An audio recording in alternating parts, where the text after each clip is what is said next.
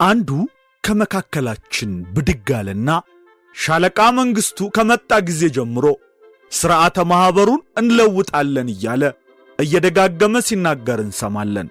ምን ማለት እንደሆነ አልገባችሁም? የአፄ ኃይለ ሥላሴን ዘውድ እንለውጣለን ማለት ነው አለ። ግማሹ ሳቀ፣ ግማሹም እንደ መደናገጥ አለ። ሐሳቡ ብዙ አነጋገረ።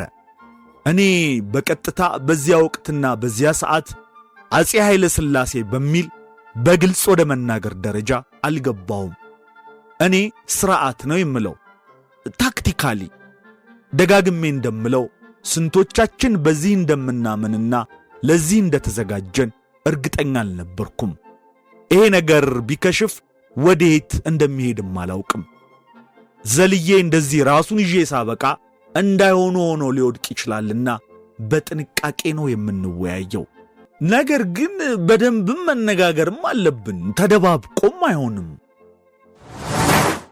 ሰላም ጤና ይስጥልን። እንዴት ናችሁ የተከበራችሁ ተከታታዮቻችን? ይህ ነበር ሚዲያ ነው። በነበር ሚዲያ ለዛሬያችን ፋይዳ ያላቸው ታሪኮችን እንጨዋወታለን። ለዛሬም በይህም ነበር መሰናዶ ሰኔ ላይ ከተከናወኑ ትልልቅ ታሪካዊ ጉዳዮች መካከል አንዱን እናነሳለን። የደርግ ምስረታ። የካቲት 1966 አብዮትን ተከትሎ ደርግ ሰኔ 1966 ላይ ነበር የተመሰረተው። የደርግ ምስረታን አስመልክቶ ብዙዎች ብዙ ብለዋል። ከፈረሱ አፍ እንደሚባለው በርካታ የደርግ አባላትም በማስታወሻዎቻቸው ስለ ደርግ አመሰራረት ጽፈውልን ያለፉት ብዙ ነው። እናም በሁለትና በሶስት ክፍል አድርገን ይሄ ንጉሱን ከስልጣን ያወረደ ኃይል እንዴት እንደተመሰረተ በይህም ነበር መሰናዶ እናቀርብላችኋለን። ለዛሬ በክፍል 1 ደርግ ሲመሰረት ምን ይመስል ነበር የሚለውን መንግስቱ ኃይለ ማርያም በተለያዩ ራሳቸው በጻፏቸው መጽሐፎችም ከገነት አየለ ጋር ባደረጉት ቆይታም እንዲሁም ደግሞ በቅርቡ የወጣው መጽሐፍ መንግስቱ ኃይለ ማርያም የስደተኛው መሪ ትረካዎች በይታገሱ ጌትነት ገበየውም የሰፈረ ሐሳብ አለ። ለዛሬ ይታገሱ ጌትነት ገበየው እዚያው ዙምባቤ ሄዶ ቃለ መጠይቅ አድርጎላቸው በስልጣን ዘመናቸው ስለነበራቸው ቆይታ ተርከውለት ነበር።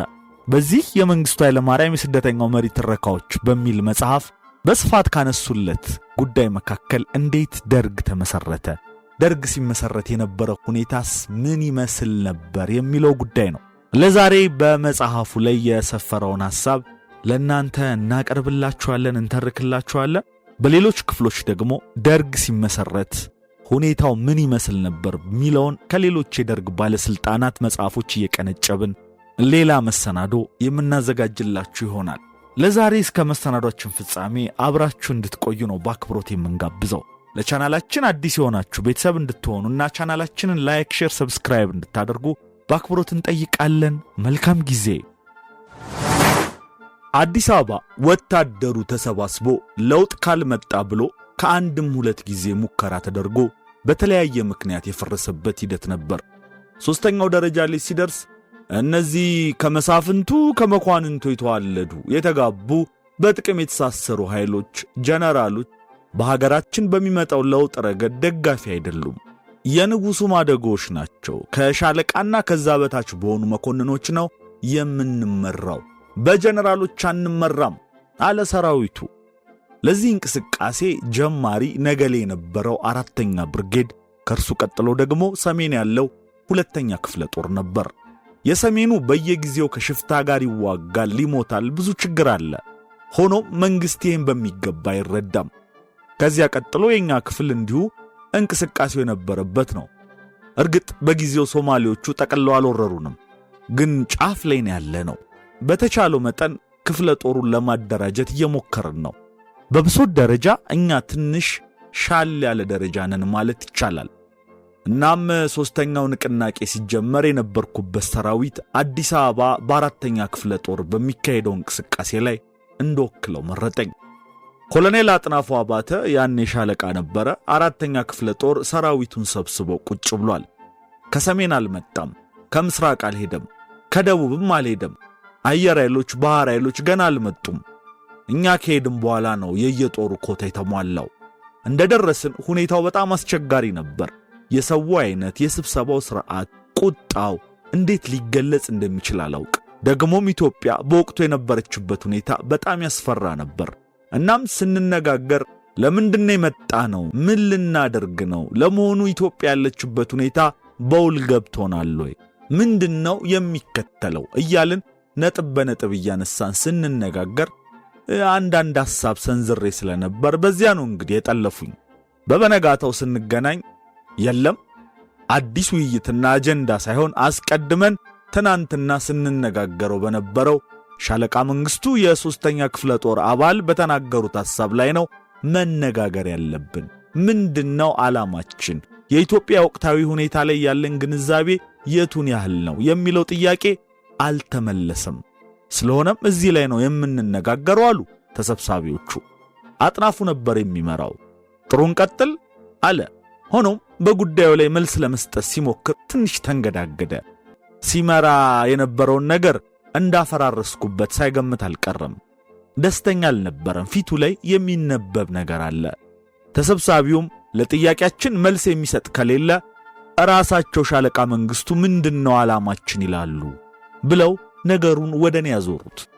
ከሁሉ በፊት ያጥናፉን ፊቱንና ሁኔታውን አይቼ ያንተን አመራር ለማጥላላት ሳይሆን የተሰበሰብንበት ዓላማ ምን እንደሆነ በውሉ እንድናውቀው ግባችን ምን እንደሆነ እንዲታወቅ ብዬ ነው።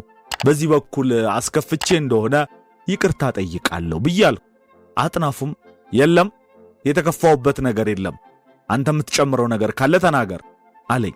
ከዚያ ተነስቼ ምን ዓላማ ይኑረን፣ ምን አይነት ነገር እናራምዳለን፣ እኛ እንዴት እንደራጅና እንዋቀር፣ ምን አይነት የሥራ ኃላፊነት እንከፋፈል ወዘተርፈ የሚለውን ጉዳይ በዝርዝር ሐሳብ አቀረብ። ለንቅናቄውም አንድ አይነት ስም ይሰጠው አሉ። ጊዜያዊ ወታደራዊ አስተዳደር ደርግ ተባለ። ከዚያም በኋላ መዋቅሩንና አንዳንድ ነገሮቹን ከጨረስም በኋላ ይሄውና ጓዳ አጥናፉ ስራውን ተረከቡኝ፣ ተግባብተን ከሆነ እነሆ ስራችን በዚህ ሁኔታ ሊቀጥል ይችላል በማለት ገለጹ። ሆኖም በተሰብሳቢው አይሆንም ቀጥል አለኝ። አጥናፉም እንዲሁ ቀጥል አለ። ከዛ በኋላ እዚያ በፈጠርነው መዋቅር ውስጥ እነማን ይግቡ፣ የአስተዳደር ኮሚቴ፣ የፕሮፓጋንዳ ኮሚቴ፣ የኢኮኖሚ ኮሚቴ ወዘተ አቋቋምንና ለኮሚቴው አቅጣጫና መመሪያ የሚሰጡ ሰዎች እንምረጥ ተባለ። 2-3 ቀን ወሰደብን። ዋናውን አመራር በተመለከተ እነርሱ በደንብ ተነጋግረው አብኩተው ያቺን ሰውዬ ነው የዚህ መሪ የምናደርገው ብለዋል። በሙሉ ደርጎ አንቺ ላይ ፈርዷል፣ እግዚአብሔር ያጥናሽ ብሎ ጓደኛ የነበረው ተስፋዬ ገብረ ኪዳን ነገረኝ። ተስፋዬ ጣሊያን ኤምባሲ ተጠልሎ እያለ የሞተው። ያን ጊዜ ንቅናቄውን እና አጥናፉ ይዘውት እያለ ሁሉም ስለ ጉዳዩ ተመሳሳይ ግንዛቤ አለው የለውም የሚለው ላይ እርግጠኛው ነኝ መናገር አልችልም። ካጥናፉ የተረዳሁትና የማውቀውን ያህል ግን የመሰብሰቡ የመጀመሪያ ግብ የነበረው መንግስትን መገልበጥ ነበረ። እኔ ስመጣ የተፈጠረ አዲስ ሐሳብ አይደለም። አንደኛም ሁለተኛም የሚባል ንቅናቄ ነበር።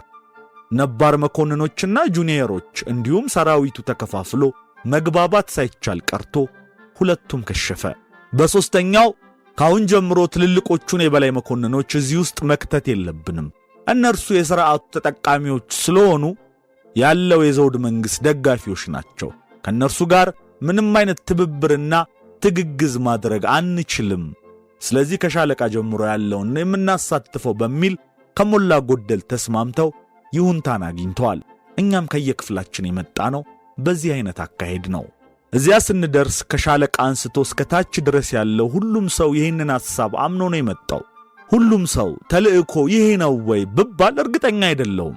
ብዙዎቻችን ግን ያለንበትን ሁኔታ ለመረዳት መጀመሪያ በአንደኛው እንቅስቃሴ ምን ነበር የተነሳው፣ ምንድነው የከፋፈላቸው፣ ሁለተኛውስ በሚለው ዙሪያ መጠነኛ መረዳት ቢኖረንም ተመሳሳይ ነበር ለማለት ግን አልችልም። ከሁሉም በላይ ግን የኢትዮጵያ ሁኔታ በአጠቃላይ ንጉሠ ነገሥቱ አርጅተዋል፣ ጃጅተዋል፣ የበታቾቻቸውና ሚኒስትሮቻቸው በትክክል ሥራቸውን የሚሰሩ አይደሉም። እኛ እዚያ የተሰበሰብነው መለዮ ለባሾቹ ብቻ ሳንሆን ሕዝቡ ዕለት ዕለት እየተሰለፈ መንግሥትን እያወገዘ ለውጥ እያለ ሠራተኛው ሥራ እያቆመ ነገሩ ታይቶ ተሰምቶ በማይታወቅ ሁኔታ ብዙ አድጓል። መንግሥት ከውስጡ ተናክቷል። ጠቅላይ ሚኒስትሩ አክሊሉ ሀብተወልድ ለቀዋል።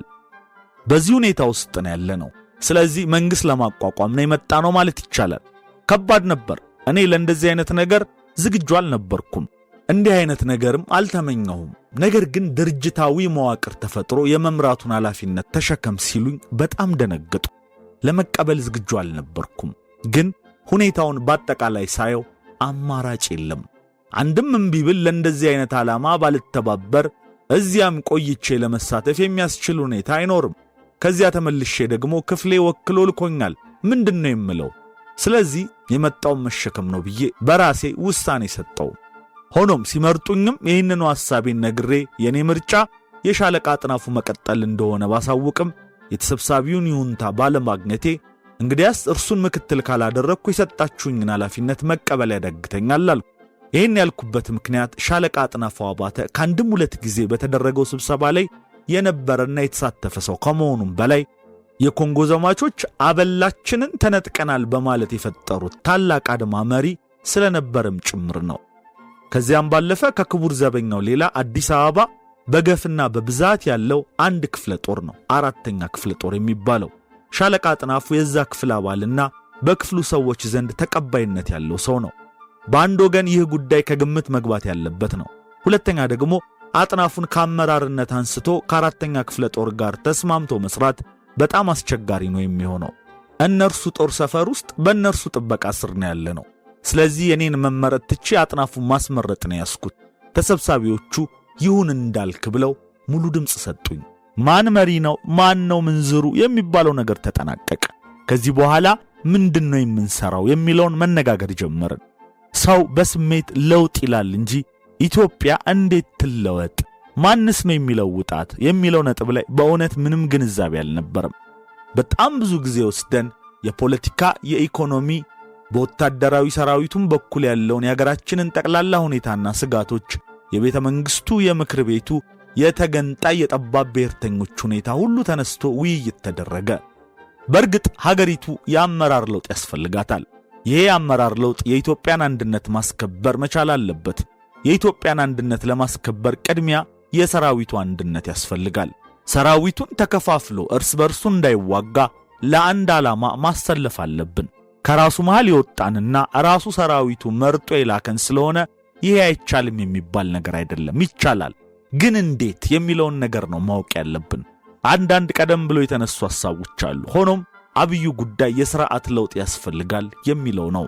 እንግዲህ እንዲህ ካላችሁና በዚህ የምንግባባ ከሆነ መሰረታዊ ለውጥ ምንድነው ምን ማለት ነው እየተባለ ሲጠየቅ ነገሩ ጥሬ እንደሆነ ከየክፍላቸው ወኪሎቹ እንዴት እንደመጡና እንደተመረጡ አጠያያቂ ስለሆነ ሰፊ ውይይት እንደሚያስፈልግ ገባን። እናም ቁጭ ብለን ስለ ሀገሪቱ ፖለቲካዊ፣ ኢኮኖሚያዊ፣ ማህበራዊ ሁኔታ፣ ወቅታዊ አካባቢያዊ ሁኔታ፣ የመጪውን ዓለም ነባራዊ ሁኔታ የዳሰሰ ሐሳብ ላይ በስፋት መወያየት ያዝን።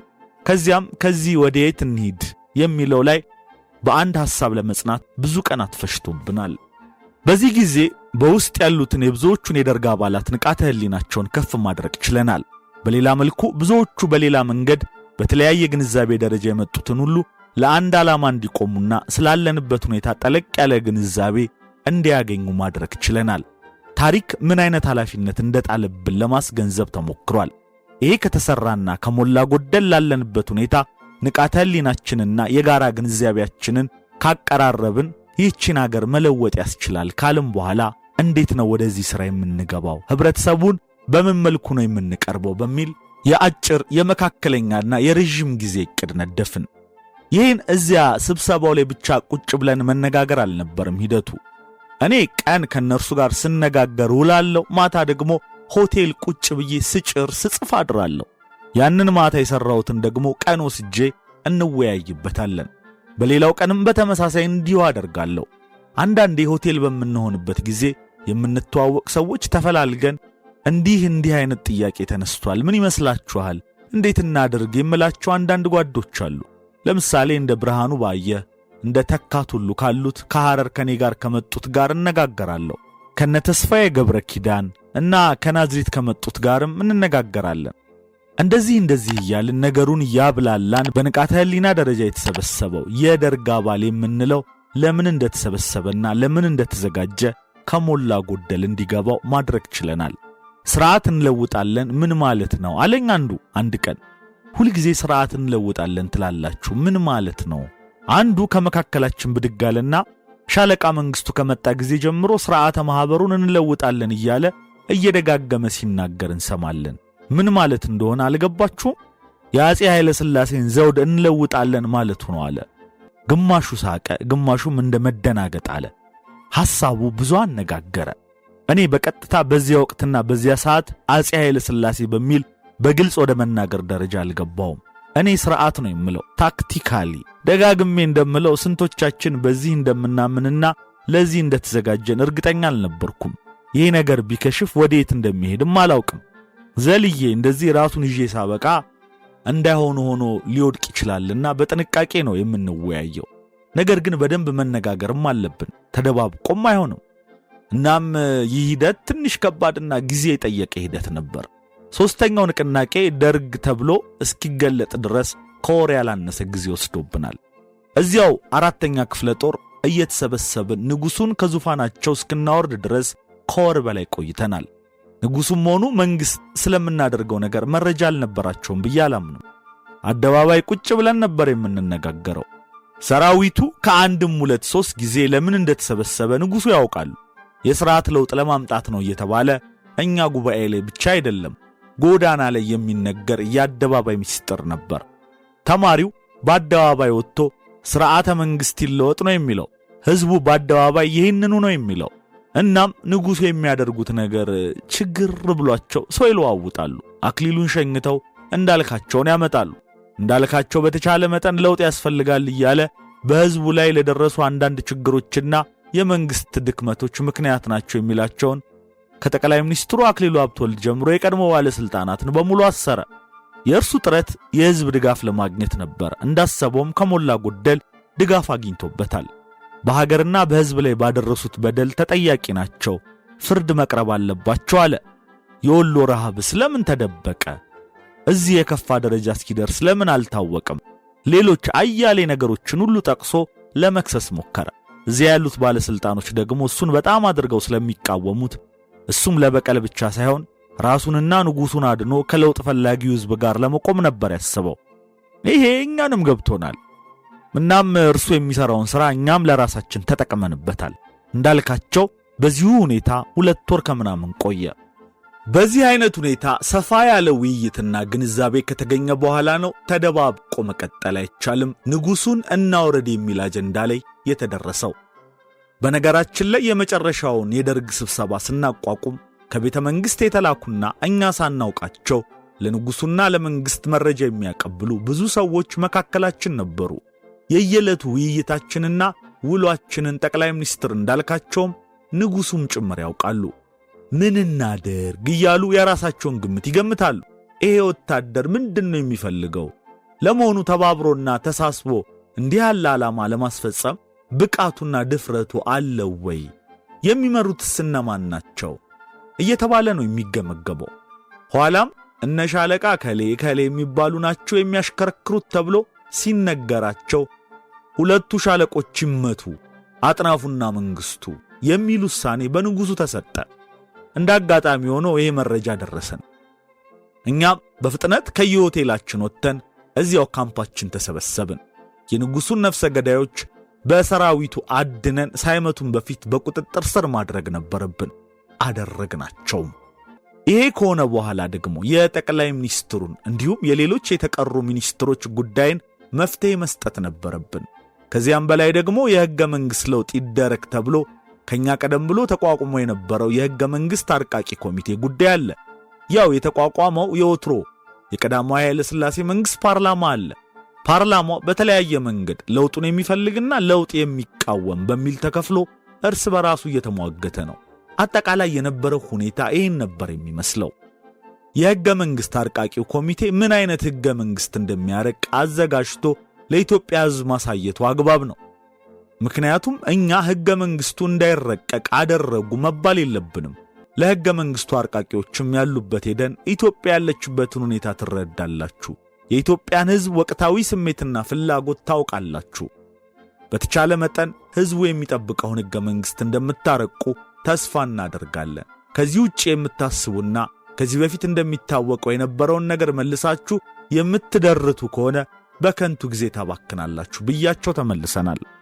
እንደተባለውም ያ ሕገ መንግሥት እኛ የምንለው እንዳይሆን ሆኖ ወጣ። ሕገ መንግሥቱ ወጣ ተብሎ እንደ ትክክለኛ ሕገ መንግሥት ህብረተሰብ ውስጥ ከመናኘቱ በፊት እኛ እናየዋለን አልን። ይዘቱም ንጉሡን ከነስልጣናቸው ባሉበት እንዳሉ የሚያስብ የንጉሡን የበላይነት የበየነ ሕገ መንግሥት ነበር ያቀረቡት። ለምሳሌ እኔ በግል ያስብ የነበረው ንጉሠ ነገሥቱ እዚያው ለሽግግሩ ይቀመጡ፣ በሕገ መንግሥት የተገደበ ንጉሣዊ ሥርዓት ኮንስቲቱሽናል ሞናርኪ ተፈጥሮ፣ ነገር ግን ሕዝባዊ የሆነና ሥልጣን ያለው ፓርላማ፣ በፓርላማው ስር ደግሞ ሚኒስተሮች ምክር ቤትን ጨምሮ መስተዳድሩ እንዲዋቀር ነበር።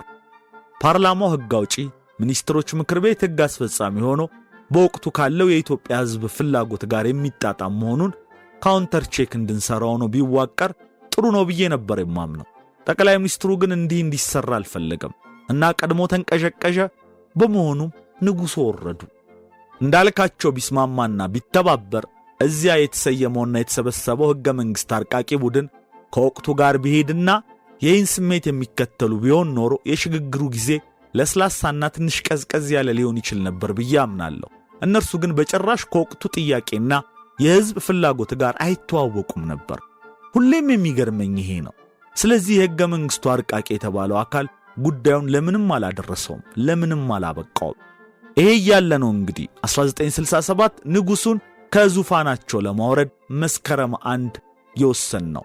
መስከረም 2 ቀን አነሳናቸው። እውነቱን ለመናገር ምንም መከታ አልነበራቸው፣ ምንም ሕዝባዊ ወገን አልነበራቸውም። ሕዝቡ በአደባባይ ዙፋኑን አንሱ እያለ ታንኮቻችን ላይ አበባ እየረጨ ምን ትጠብቃላችሁ እየተባልን ነበር። እንደዚያ አንበሳ የነበሩት አፄ ኃይለ ሥላሴ ምንም ነገር በማያደርጉበት ሁኔታ ነበር ቤተ መንግሥታቸው ተቀምጠው ያሉት። እኛም ምንም ነገር ለማድረግ የተሳነን ነገር የለም። ከየትኛውም አቅጣጫ ኃይለኛ የሆነ ተደራጅቶ መጥቶ የገጠመን ተገዳዳሪ የለም። በዚያን ጊዜ ለንጉሡ ውግንና የነበረው በአደባባይ ስለ ንጉሡ መውረድ የሚቃወም አንድም ሰው አለ ቢባል ለመቀበል ይቸገራለሁ። ማንም እንዲደግፈን አላባበልንም ወይም እርዳታ አልጠየቅንም። ይልቁንም ሕዝቡ ራሱ የሚሄደውን የሰራዊቱን መኪናና ታንክ እየያዘ ሰራዊቱን በማቀፍና በመሳም አበባና ቄጤማ በመበተን ማበረታታቱን ቀጠለ እንጂ ተቃውሞ አልነበረም። ንጉሡ ባሉበት በዚያ ሁኔታ ውስጥ ንጉሡን የሚደግፍና አብዮቱን የሚነቅፍ ሰው ሊታሰብ አይችልም። ንጉሡ ከቤተ መንግሥት ሲወሰዱ ሕዝቡ ሲሳደብ ነበር የሚለው ወሬ ፈጽሞ በሬ የወለደ ውሸት ነው። እዚያ የተሰበሰበው ሁሉ የአብዮቱ ደጋፊና የእርሳቸው ጸር የሆነ ነው። ወጣቱ ነው የተሰለፈው። አብዛኛው አዛውንት ቤት ነው ወይም በሩቅ ነው የሚያየው። ወጣቱ ነው መንገዱን ይዞ ሌባ ሌባ ሌባ ሲል የነበረው። 4ኛ ክፍለ ጦር ድረስ ከዚህ ውጪ ሌላ ነገር አልነበረም። የንጉሡ የራሳቸውን ቤተሰቦችን ጨምሮ በሥርዓቱ ተጠቃሚ የነበሩ መሳፍንትና መኳንንቶች እንኳን አፍ አውጥተው በተቃውሞ መልክ ምንም አልተናገሩም። ምክንያቱም በፍጹም ጊዜው ለእነርሱ የሚሆን አልነበረም። አንዳንዶቹ ተደብቀው ሸሽተው ጠፍተው ነበር ማለት ይቻላል። አንዳንድ ጊዜ እከሌ የምትባል ሰው ይህን ያህል የባንክ ዕዳ አለብህና ናና ክፈል፣ የመንግሥት ሀብት እጅህ ላይ አለ፣ አላግባብ የያዝከው ትርፍ መሬት አለና ናና ስጥ፣ ይህን ያላደረክ እንደሆነ ትወረሳለህ ሲባል ከተደበቀበት እየመጣ ሪፖርት ያደርግ ነበር እንጂ በግለሰብም ይሁን በቡድን ተደራጅቶ በትችት ወይም በተቃውሞ አንድም የሚናገርም ሆነ የሚጽፍ ሰው አልነበረም። ነገሩ ሁላ በሚያስገርም ሁኔታ በጠቅላላ ከነርሱ እጅ ወጥቷል። እሳቸውን ባወረድን ሰዓት የሀገሪቷን ቀጣይ አመራርና የሚሆነውን ነገር በአዋጅ አወጣን። በዚያ መሠረት እየተንቀሳቀስን እያለ ከንጉሡ መውረድ በኋላ በተለያየ ምክንያት ከጠቅላይ ሚኒስትሩ ጋር የሚያኗኑረን ነገር እየጠፋ መጣ። ቀደም ብለውም ተሳስተው አንዳንድ የተቃውሞ ሐሳብ ሰንዝረው ነበር። ስለዚህ እርሳቸውን አወረድንና ልጅ ሚካኤል እምሩን አስቀመጥን። በእኔ በኩል ምናልባትም ሌሎችም ከኔ ሐሳብ ጋር የሚጋሩ ጓዶችም አሉ ብዬ አምናለሁ። ከልጅ ሚካኤል ጋር በረጅሙ ለመስራት ፍጹም ፍላጎት ነበረን። ዓላማችን ስልጣን ላይ ቁብ ማለትና ሥራውን መስራት አይደለም። በእኛ እምነት በሀገሪቱ ላይ የቀን ተቀን ሥራዎች በአጠቃላይ የሚኒስትሮች ምክር ቤት መስራት አለበት። እኛ እዚያ ውስጥ አንገባም ነበር የምንለው። ከዚያም በተዋረድ ያለው ክልላዊ አስተዳደርም ተቃዋሚ ኃይል ካልመጣና ለሕልውና የሚያሰጋ ነገር ከሌለው በቀር አብዮቱን እስካልተቃወመ ድረስ ይቀጥል ነበር ያልነው። ሸንጎም ቢሆን ህዝብ ወክያለሁ ብሎ ስለተቀመጠ በራሱ ዲዞልቭ እስኪያደርግ ድረስ መንካት የለብንም ብለን ነበር። ኋላ ላይ ሁሉ እንዳይሆን ሲሆን ሌላ ህገ መንግስት እናረቃለን አለ። ንጉሱም የሉም ወርደዋል፣ ጠቅላይ ሚኒስትሩም ወርደዋል፣ ሌላ ጠቅላይ ሚኒስትር ሾመናል። በሁሉም መንገድ ከጠቅላይ ሚኒስትሩና ከህዝቡ ጋር ስራችንን እየሰራን ነው። በየጊዜው ፕሮፓጋንዳውና ቅስቀሳው እየሄደ ህዝቡንም የማስተባበር ስራ እየተካሄደ ነው።